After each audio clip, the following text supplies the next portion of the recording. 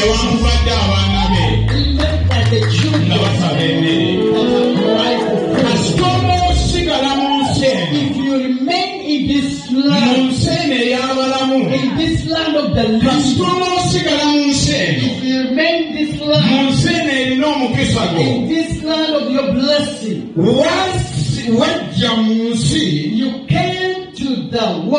ensi egenda okukyusa amagenda go. The world is going to change you.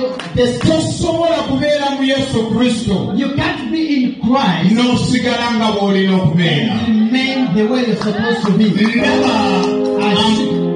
Amagenda gaffe ng'agakyusa. I see God changing our destiny. Ndaba abalala bamaliriza mu ngeri nga tebwetegeera. I see people ending up in the way they don't understand. Kubanga oli mu nsi ey'okukyusa. Because you are in the world of changing. Ayogera n'agamba nti njagala abanjagala. He talks and says, I love those who love. Kasita onoosigala mu nsi eno. If you remain in this world n'osigala ng'okyayagala Katonda. and you remain loving the Lord, n'osigala mu kanisa ng'okyayagala and you Katonda. remain in the church loving the Lord, muliko bulungi, mulabikako bulungi. you are looking good as Era well. mwebaze Katonda.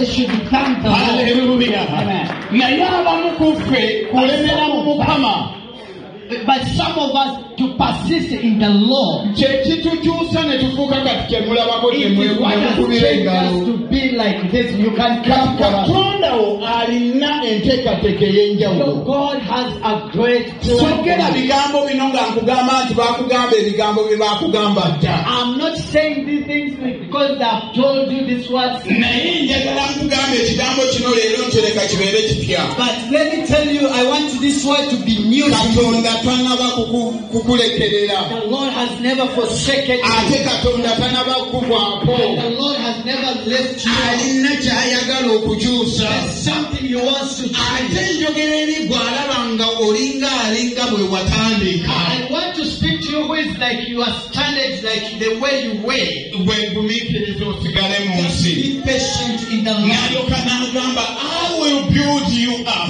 Yakuzimba.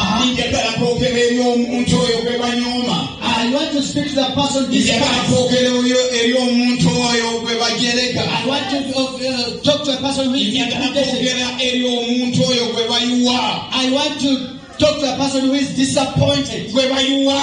The one who was disappointed. Njagala kwogera eri omuntu oyo ali rejected.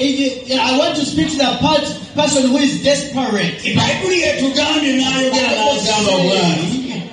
I will build you. Yakuzimba. Neebaza Mukama. I thank God Nti Katonda azimba abantu be. that the Lord builds His people. Waliwo kye bajereka kugwe kye banyooma. Something they intimidate us. Katonda akyasobola okuzimba.